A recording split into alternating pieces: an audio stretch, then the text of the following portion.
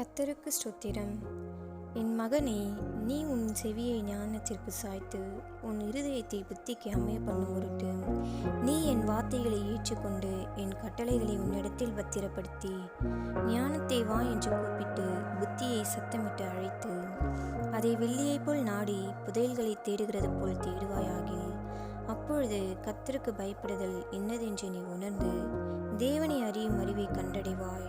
கர்த்தர் ஞானத்தை தருகிறார். அவர் வாயினின்று அறிவும் புத்தியும் வரும். அவர் நீதிமான்களுக்கென்று மெய்ஞானத்தை வைத்திருக்கிறார். உத்தமமாய் நடக்கிறவர்களுக்கு அவர் கேடகமாய் இருக்கிறார். அவர் நியாயத்தின் நெறிகளை தற்காத்து தம்முடைய பரிசுத்தவான்களின் பாதையை காப்பாற்றுகிறார். அப்பொழுது நீதியையும் நியாயத்தையும் நிதானத்தையும் சகல நல்வழிகளையும் அறிந்து கொள்ளுவாய். ஞானம் உன் இருதயத்தில் பிரவேசித்து அறிவு உன் ஆத்துமாவுக்கு இன்பமாய் இருக்கும்போது யோசனை உன்னை காப்பாற்றும், புத்தி உன்னை பாதுகாக்கும்.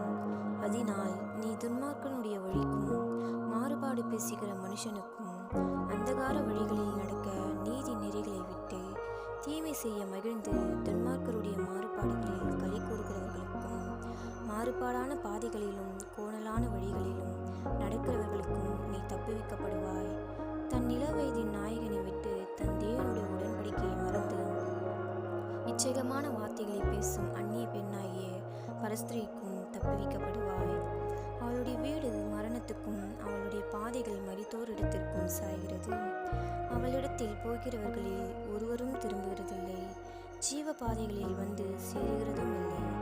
ஆதலால் நீ நல்லவர்களின் வழியிலே நடந்து நீதிமான்களின் பாதைகளை காத்துக்கொள்வாயாக.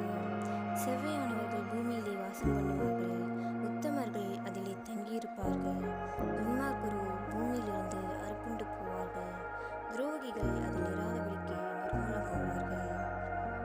நீதிமொழிகள் 2ஆம் அதிகாரம் 1ஆம் வசனத்திலிருந்து 22 வசனங்கள் முடிய. கர்த்தர் உங்களை ஆசீர்வதிப்பாராக. ஆமென்.